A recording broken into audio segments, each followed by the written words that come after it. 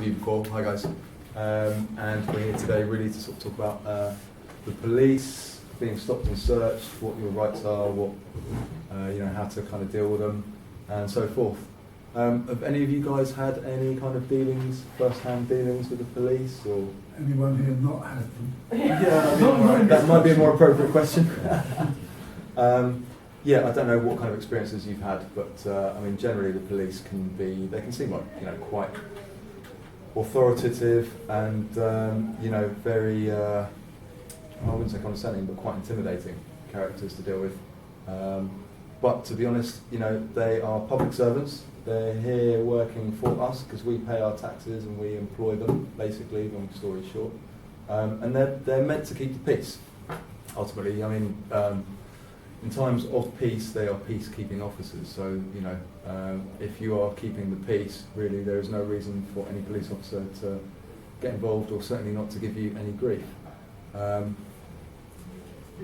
Is there anything in particular that anybody sort of wants to know, or should I just kind of launch into a little bit about police stop and search? And I think you should just crack on and then do a Q&A after. Okay, cool. Well, I mean, this is a pretty good document. It was compiled by the NUS, and it is it's more to do with sort of like protesting and stuff like that, which will be relevant and applicable. But I don't know if you want me to read through some of that. It's all pretty useful stuff. Just have a quick look over here. So, according to this, there's no obligation for anyone stopped by the police to respond to police questions. Under Section 50 of the Police Reform Act 2002, it's an offence for someone not to give their name and address to a police officer where the officer has reason to believe that the person is acting or has been acting in an antisocial manner. The police officer should make clear when she is relying on this power. It is an offence punishable by a fine of up to £1,000 not to provide the requested details or to give false details. Where there is no justification for applying this power to someone who is peacefully protesting, obviously this is specific protests, the protester risks arrest and prosecution. But really, I mean, that applies to any situation. Basically, you're under no obligation to even enter into a conversation with a police officer unless they have a reason and really proof of you having done something wrong. For example, if you had some illegal drugs on you, but you weren't taking any, and it didn't smell, and there was no clear reason for anybody to suspect that you had anything like that, a police officer would not be within their rights to question you or to ask to search you. But most people would just, politely comply and let them search them, for example. But there's no legal obligation to do that. Again, stop and search. Most police powers to stop and search someone depend on the officer having grounds to suspect that the person she proposes to search has certain items on him or her, maybe drugs, under Section 23 of the Misuse of Drugs Act, or stolen articles, weapons, or anything like that. I mean, search under Section 1 of the Police and Criminal Evidence Act. So I don't know if you guys are familiar with like legislation and all of these acts and all that kind of stuff. You can find all of this information on, where is it? That's the page. Legislation.gov.uk. So basically, any bit of legislation like PACE, which is the Police and Criminal Evidence Act that I just mentioned there, or for example, the Misuse of Drugs Act 1971, or any of these, laws that we're meant to be governed by, you can actually go to this page and check it out and have a good old read for yourself and see what it actually states in there. Now you have to kind of be a little bit clever with how you interpret it. But yeah, basically this kind of gives you all of that information. So it's a really useful site to go to if you ever want to know anything about any laws or anything like that. You can actually go here and find the source of where this stuff comes from and where where police officers get their supposed powers from, or certainly the legislation that they follow, and they would dictate to you. So if you're familiar with that, then that gives you a great position to be in if you ever get stopped. So you can actually literally quote verbatim, for example, if a police officer stops you and says, I'm stopping you under the Police and Criminal Evidence Act, section, I don't know, section 2, paragraph 14, whatever. And you can say, oh really, oh, this, that and the other, you know, or that doesn't apply to me in this situation. You know, it allows you to be a lot more kind of in control of the situation. You know, if you get stopped by a police officer and they start quoting stuff at you and you don't know what it is, you know, you're not in a position to kind of argue your case. But yeah, it's a great place to find info and sort of look all that sort of stuff up. But yeah, you know, there you go, you've got this Police and Criminal Evidence Act 1984. So powers to stop and search, power of constable to stop and search persons, vehicles, etc. Well, I think it'd be interesting to know, you know, what power do they have? Well, in any place, oh, they may exercise any power conferred by this section. In any place which at the time when he proposes to exercise the power, the public or any section of the public has access on payment or otherwise. Okay.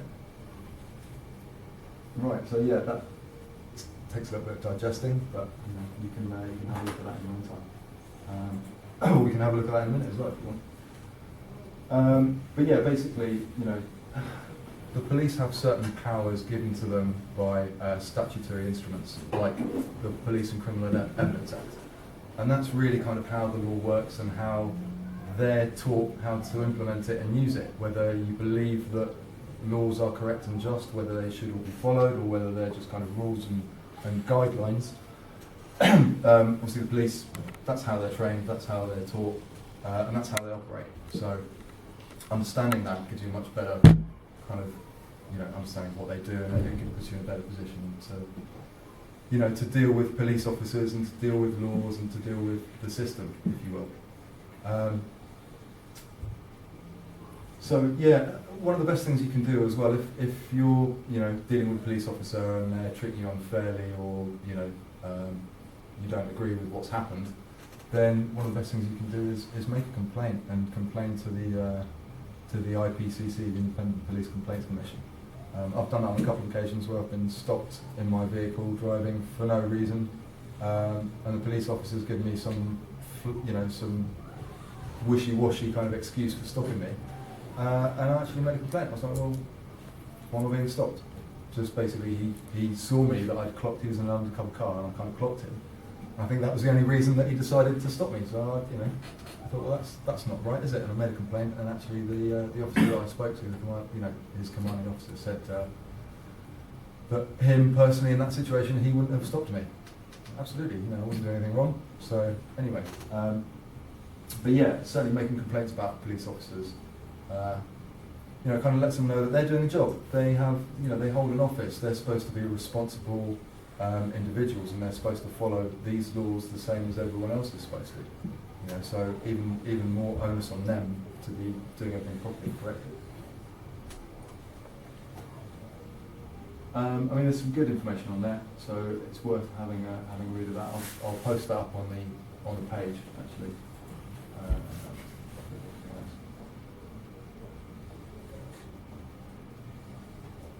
So yeah, there's a few other offences there. Assault. I mean, obviously, generally speaking, anything where you are breaching the peace, where you're disturbing other people, or you know, literally physically aggravating other individuals or something like that, that would be called, you know, cause for police to have a legitimate reason to get involved and potentially to arrest you. Outside of that kind of scenario, the police, they, you know, they believe they've got a lot of powers, and from the legislation you see, it's implied that they're conferred a lot of powers to do a lot of things, but in actual fact, you know, I don't genuinely believe that the police are fully aware of what they can and can't do. So, you know, informing yourself of this information is the best way, really, to defend yourself from you know, typical sort of police tactics, and they prey on the fact that we are ignorant of this information. You know, this is their bread and butter. They're taught this.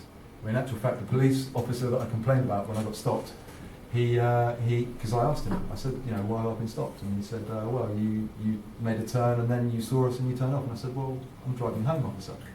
So, you know, again, why have I been stopped?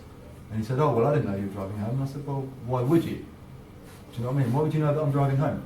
You know, I'm off on my way. And he said, oh, well, anyway, the police have the power to stop any vehicle and check their documents. And I said, oh right, okay. And I said, and what section of legislation is that? You know, because I know a little bit about the Road Traffic Act and a little bit about this sort of stuff.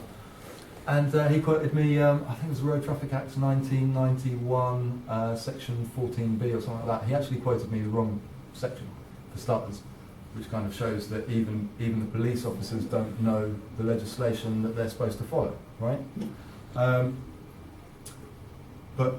Yeah, I mean, you know, he quoted me the wrong bit of legislation, which kind of proves that even he wasn't aware of it. But in actual fact, you know, there is legislation there that says that any police officer can stop a vehicle to check your documents. Fair enough, but that's just their excuse to stop you. You know, if you, yeah. But I thought that in fact you had 3 days to present your documents Yes. to the local authority. Yeah, absolutely. To the local police station. They can still stop you. They can stop you, but they can't ask. No, absolutely, and I didn't have my documents on me either. So, you know, he said, well, we can stop any vehicle to check the documents. You know, whether they do a radio check and make sure that I am who I say I am, that I'm the person on the insurance document, it's got MOT and it's got tax, which he did, and then, you know, he proceeded to let us go on our way.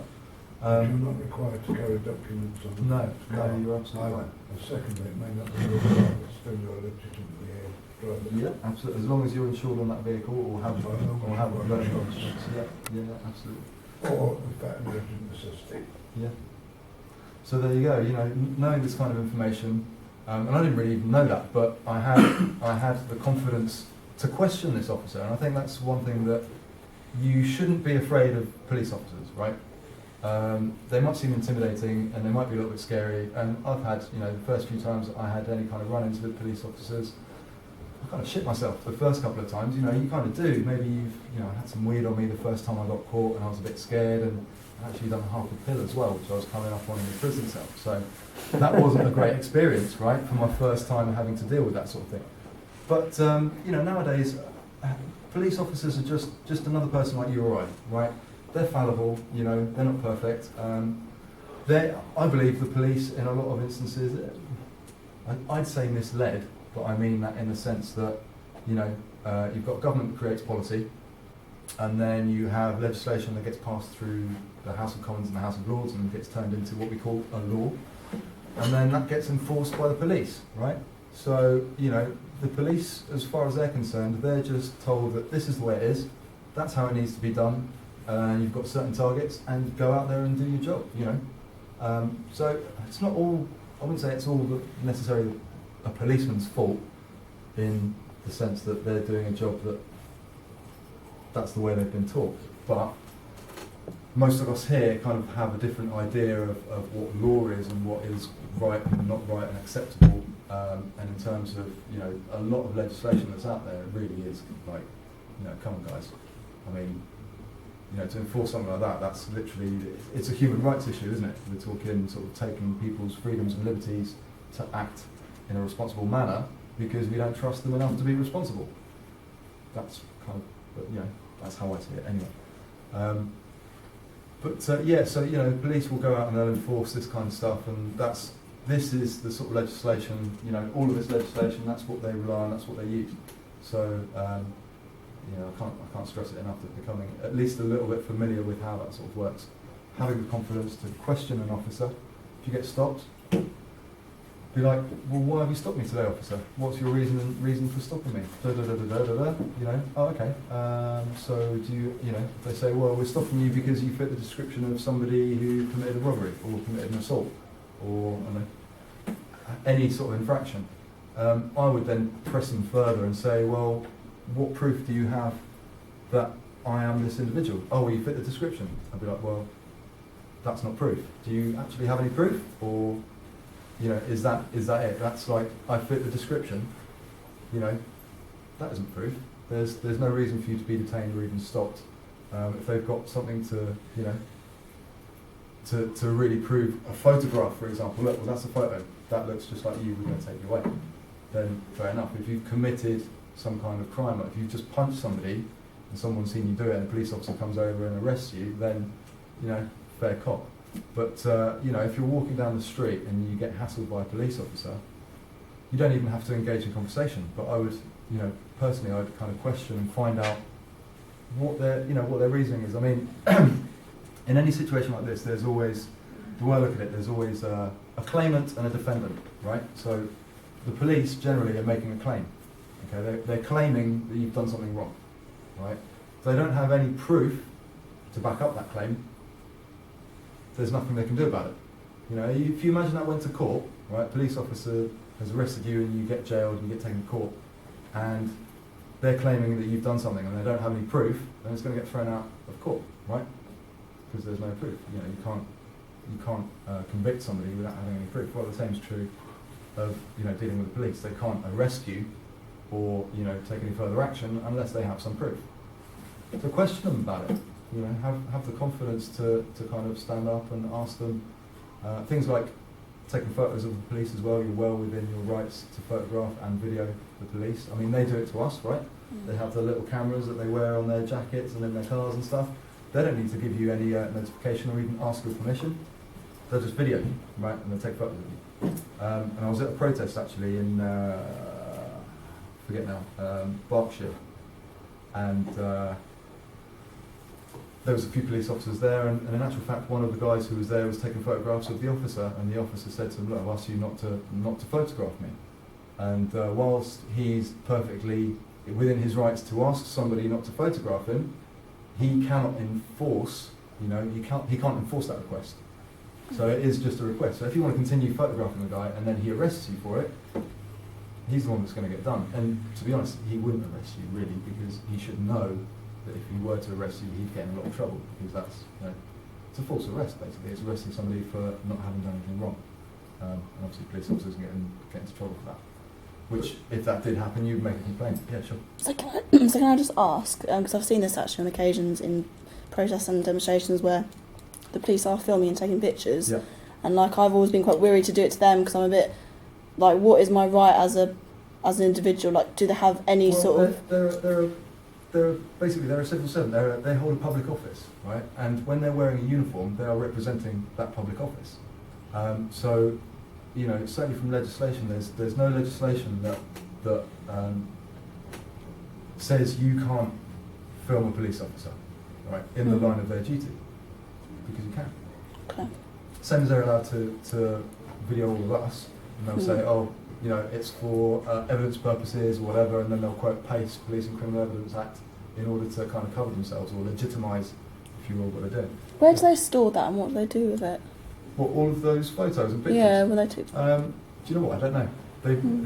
I'd imagine they probably review it. They might store it. Magistrate orders their destruction, that's entitled to keep it. Yeah, If a indefinitely. magistrate orders their destruction, they're not. Okay.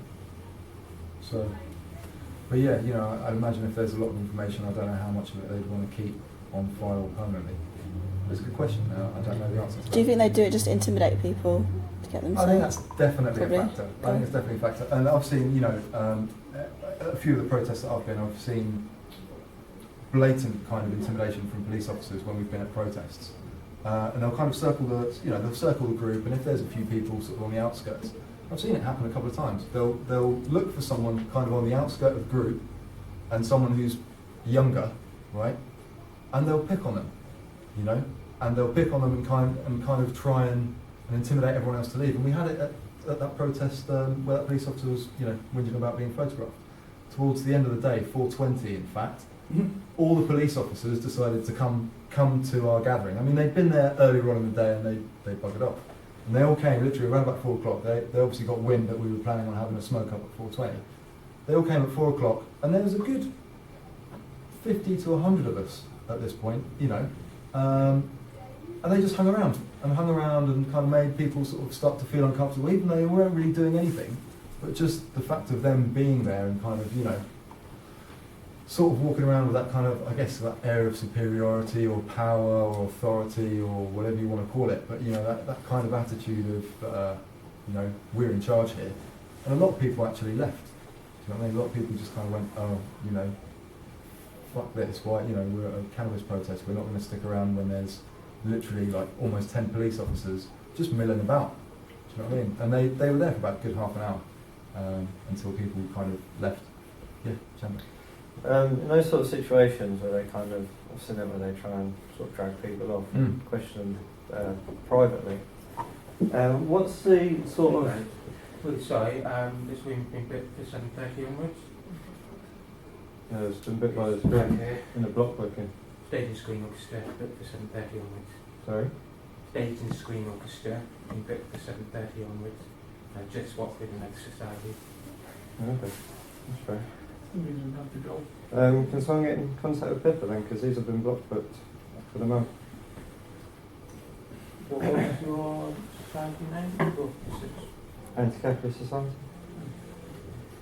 no, it's definitely here. Sorry, what I got here. Yes.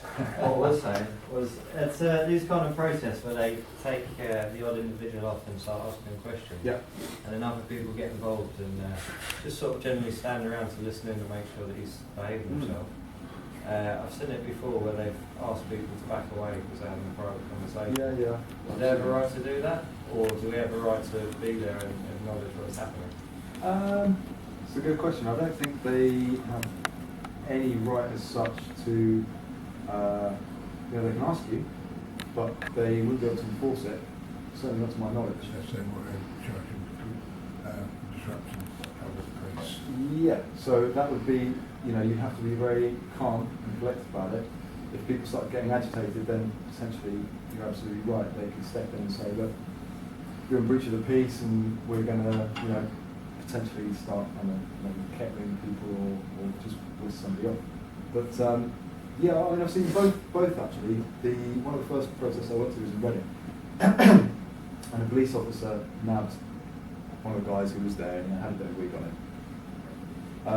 And I actually got involved because there wasn't really anyone else who would, step in and kind of speak to the police. So I spoke to the officer who was in charge, and I said, look, what's the situation here? I mean, you're gonna use some discretion and obviously take kind of not appropriate, but almost kind of appropriate, to the infraction, if you will. And he was quite good with me actually. He said, yeah, no, look, we're just going to take his details and we're just going to confiscate the weed and nothing else is going to come of it. So he was pretty good, but he was open to discussing it, and it all happened within the group, and there was a bit of a kerfuffle, but nothing major.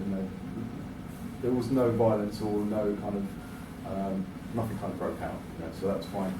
But at a protest in Birmingham, a few of us kind of walked over to where another chap had got kind of collared by the spotlight, and he walked the guy over and said, look, you guys all stay over there. And we kind of, we all let him do that and take the guy off. And he had a chat. Obviously, he was a bit older and a bit more sort of street smart, and he was having a chat with the officer. And actually, the officer was kind of cool about it in the end. But one of the guys did actually go up with him. But if there's one or two people who know the score and they feel that chap needs some support, or if you're getting dragged off and you say, no, actually, I'd like some witnesses here. You're completely within your right to ask for an independent, a second party or third party, to be, third party to be a witness to what's going on. And if somebody wants to get out the video camera and record it, you're completely entitled to do so. The police may ask you not to, but they can't enforce that request. So that's probably actually your best backup policy is to, if you were able to, or if there's a friend there who's got a camera, just to record everything. Because that way, if anything happens, you've got a recording of the complete incident. There's no police account or your account. No, that's factual evidence right there, and you can rely on that.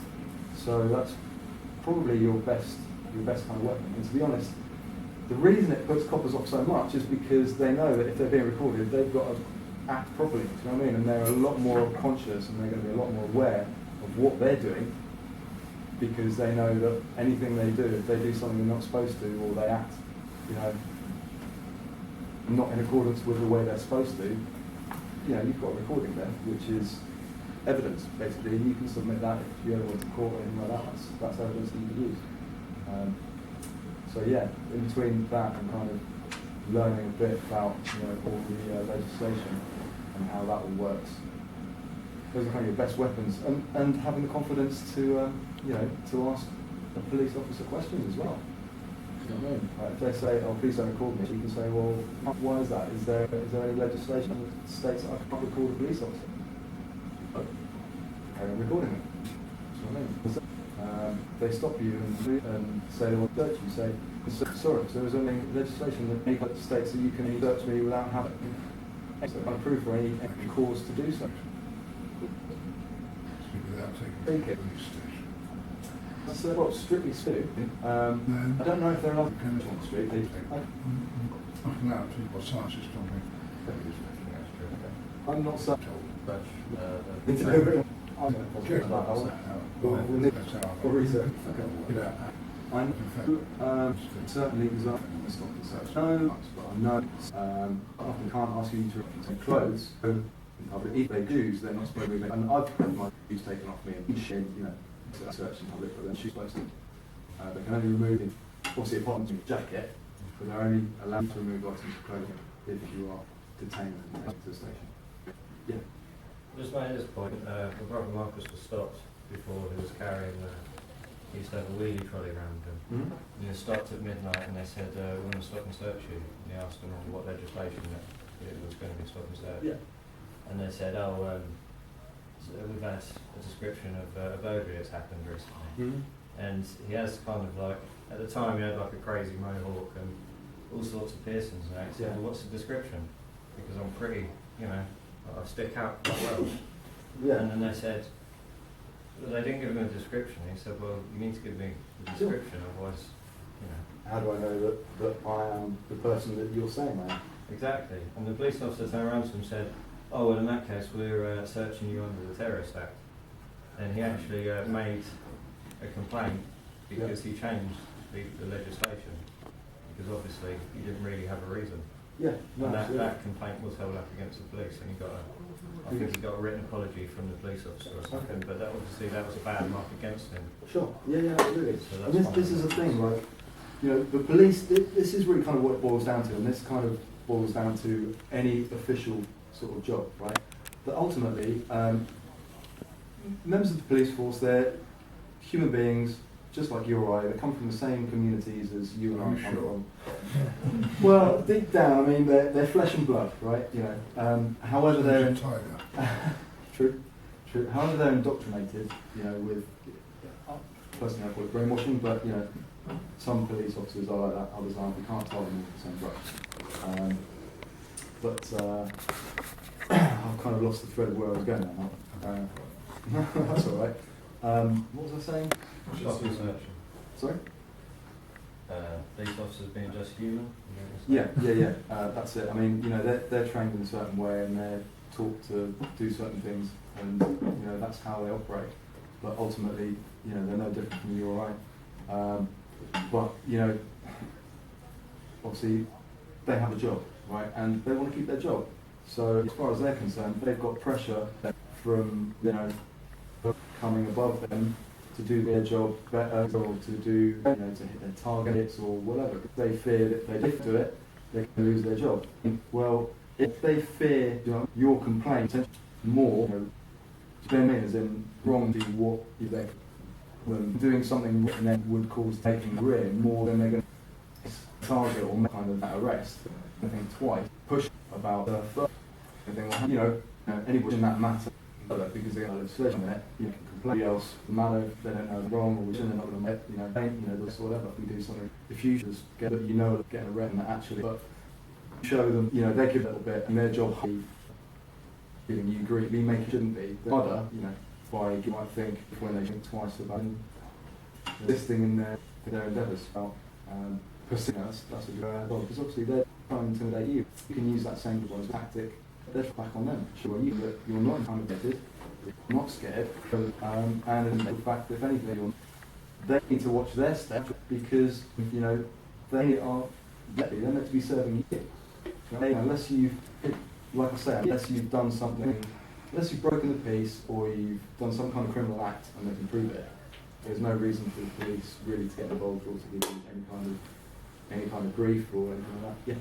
What about appropriate touch? So, say for example, in a demonstration, if things are getting out of hand, you haven't done anything wrong, you're just in there, you're peaceably, you know, trying to get your point across, and you're pushed or manhandled in such a way? Well, strictly speaking, it's, you know, you could say it's assault, and really it is, unless they've got a reason to touch you. And certainly if you said, you know, if the police officer kind of started rough-handling me, said, "Excuse me, officer, you do realise that right now you are actually assaulting me. Please desist, or I will press charges." You know what I mean? That should be enough of a deterrent, certainly to make them stop and think about what they're doing. Whether they'd continue, you know, I don't know. But if they did, then you say, right, okay, well, I've already warned you. I'm going to make an official complaint that you have assaulted me, because they've got no reason to touch you. That's, you know, it's invasion of your personal space, and you know, if there's no legitimate reason for them to do that, they have no right to do that. Yeah, but isn't the problem is that in recent times there has been a lot of documented cases of police brutality to the point where you've got, you know, like at the G20 protests, you know, X number of years ago, the news guy selling newspapers gets pushed over by the police, dies. And the policeman did that, got away scot-clean basically. And it's the same thing with that guy who got shot. So, you know, and I've seen it in Belgium, the police, when it comes down to these things, no, you were fighting, you were part of the people who were causing problems. So yes, you did merit that hit across the face for no reason. And I've seen cops getting away with these things. And well, that's where, you know, if there is video evidence of something like that happens, that's the strongest kind of strongest tool you can have, you can use. Because other than that, you know, it's one person's word against another, or individual witnesses, and you know, like you mentioned to me earlier, actually, that the police, they all kind of stick together, and they're sort of a bit of a family, and they kind of look out for each other. And yeah, they probably bend the rules in order to achieve what they think are their targets. But you know, that's looking at it as a job. And in actual fact, yeah, it's a job, but really, these people are dealing with, you know, citizens of the country. You know, they're other members of their own community. Do you know what I mean? And that's really how the police force should operate.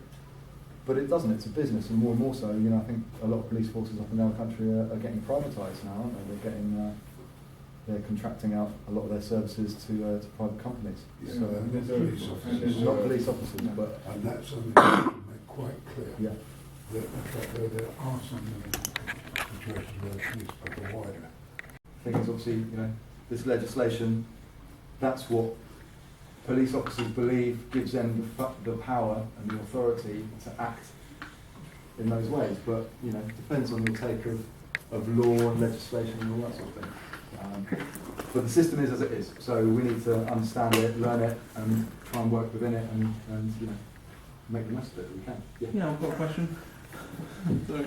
I've got a question. How does this legislation, like, is it different when it comes to the police dealing with children and minors? Because there's this article that came out recently that apparently the London Metropolitan Police in the past 5 years, a strip search, about more than 4,500 children over the past 5 years, starting in 2008, I think. So, like, my question, how does this? Is this legislation different or not? Or? Well, I mean, the legislation is basically what we call the law, right? So I don't know potentially whether, you know, when you say children, you say what you really Under the age of 18. Under the age of 18. Yeah. so you Okay. can be criminally responsible at the age of 12 in England, isn't it? Something like that. But you've got to have a responsible adult Yeah. present Yeah. if you're under. I'm sure, you know, I'm sure if you were, especially if you were under 16, I'm sure there would be somebody like a social worker or somebody there who would be there just as an independent, you know, No, you're body. entitled to get in fact.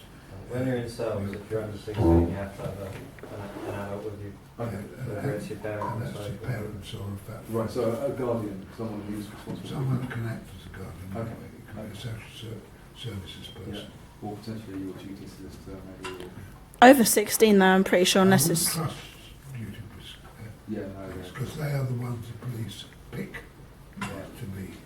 Right. And that's the problem, because then they refuse to call a other lawyer Right. in, and which is why you have to say, well, I'm not going to say anything. And the problem with that Mm. is they can keep you hanging around Yeah. for ages, Yeah. and that's the problem. Yeah. We'll come to these things later. Yeah. How long can they legally detain you? Yeah, I'm not 100% You sure. leave I it back. think It depends Depends on what the they're fact listening magistrate. for. So yeah, it depends what section it is or what. The magistrate is in fact ordered you performance, but you can't be held for more than 24 hours.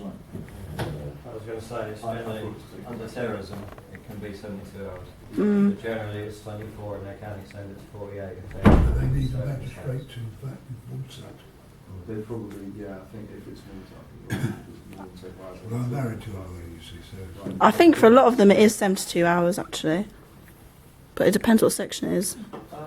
No, I think Jamlo's right. I think it's only under the terrorism that they can. I mean, Do it it used to be a lot 14. longer than that, but they've changed it to 72 hours. I believe, Okay. unless they're going to charge you with something. I only know by the code's practice, really. Mm.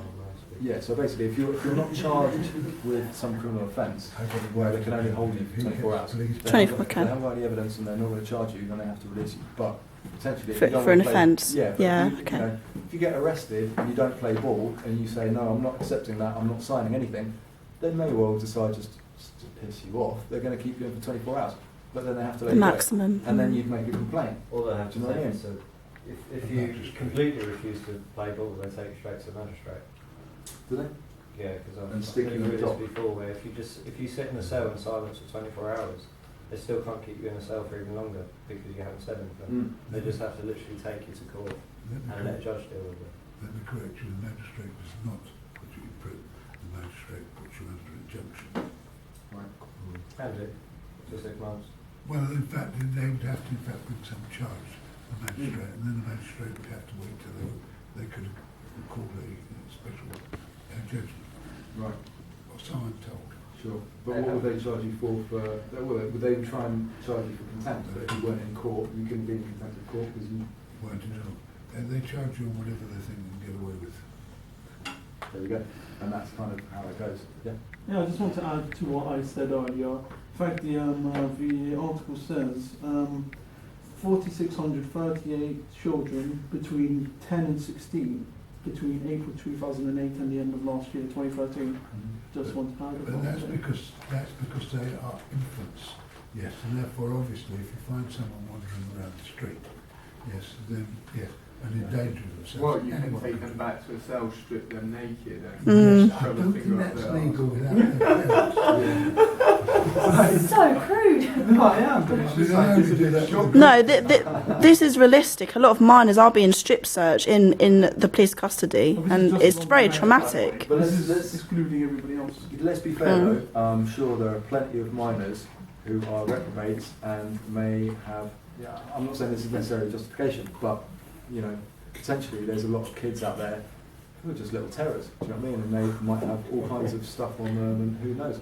You know, these kids might be potentially running drugs around for their parents. Mm. So yours isn't one of them. Huh? Yeah, no, too right. I mean, so I can understand where that figure comes from. Obviously, you know, without knowing the details, you don't know every single case. And that's the real problem. We are not campaigning along those lines. That local government should be the correction. Plus the fact that local government should also control the police. But actually the government policy is to make the police more and more centralised. Again, now obviously we live in a country with incredibly low murder rates. And that's, I was in the United States, yeah, and when I told them they around about 67 murders, plus about that number of manslaughters, they looked at me as if I was some sort of madman. Yeah. Now that, of course, is because we've got a culture. So what we really got to fight for. as well. And they said, how do you get armed without guns? I said, we have a little arrangement. They don't carry guns and we don't carry guns. So in Northern Ireland, they don't have that attitude. So I think this is our problem, is in fact developing an approach to bring in fact the control of law and order under local authorities. How does that do that? But the problem with that is that, yes, it would work if that local authority was, you know, of the right sort of political conviction, but, you know, let's give a hypothetical situation in Guildford, Tories backed by, you know, UKIP, BNP, whatever. Well, I don't want to live where they have absolute control over the police force, because it, you know, will become, you know, this is the other problem also. I think it's about having individuals who are responsible and accountable to the population. No, I know it's more than population because local government is just, it's also a corrupt bunch of wanglers who are just representing the interests of. Well, yeah, you've got the the Surrey rural United public. Council, and then you've got Guildford Council, and the board of directors, and whatever. All the people that sit. Nevertheless, local authorities tend to be more liberal than do the police. Well, and you've got a more direct contact. I mean, hopefully you'd expect that most of your local councillors live locally, right? So they're actually in the community and they actually experience day to day what you or I experience in terms of whether that's traffic or whether that's, houseboat children in the centre of town or... I completely agree with the principle of localism, but not especially under capitalism. Yes, if it's an anti-capitalist, town, whatever, I have no problem with that. But giving yet even more power to them, I don't know. Well, all I'm saying is, in fact, we should elect our own local police. After all, that was the case until well into the 19th century. Oh, right, okay. Well, the police, were local authorities. In fact, they were until very recently. Yeah, but even in the late 1800s, the police had less respect by the public than the army did at the time. And it says so in some of, what's his name, not Marx, the other one, some of Engels' writings. Yes, He and criticises the police very heavily, and that was the late 1800s, which we're talking about. I'm sure. And so here comes the more general question. How do we bring the population into, in fact, the question of looking at it? So our problem is a political problem, not some legal one. Now, obviously, in the Highlands of Scotland, the police can't act like that in reality. And so it's a question of that, and it's a question of, in fact, developing the population's attitude towards the police. Obviously, if we've got some maniac going around, we want people to look down. I'm not sure the police do a very good job at that. And I agree with you in that respect. I think a lot of the policing that happens is done by members of the public, because obviously the police aren't aware. They're not everywhere all the time. They don't see everything all the time. Probably the majority of crimes are reported by members of the public. They're not discovered by the police. It's only when a crime is reported to the police that they go and do their investigation and have a look at the facts or whatever. Pretend to do. If you have a robbery, you'll find the police are not very cooperative. Yeah. And so that's a question of bringing the population into it. But again, I think that kind of comes down to all of us taking individual responsibility and taking the actions that are appropriate for what's happened. If there's a police officer that's done something, like you say, that's not acting accordingly, then you should report that. A question. You said they've got videos on their jackets. Yeah. Would that be also evidence towards what their actions are? No, because they switch them off. Well, they just don't submit them to court.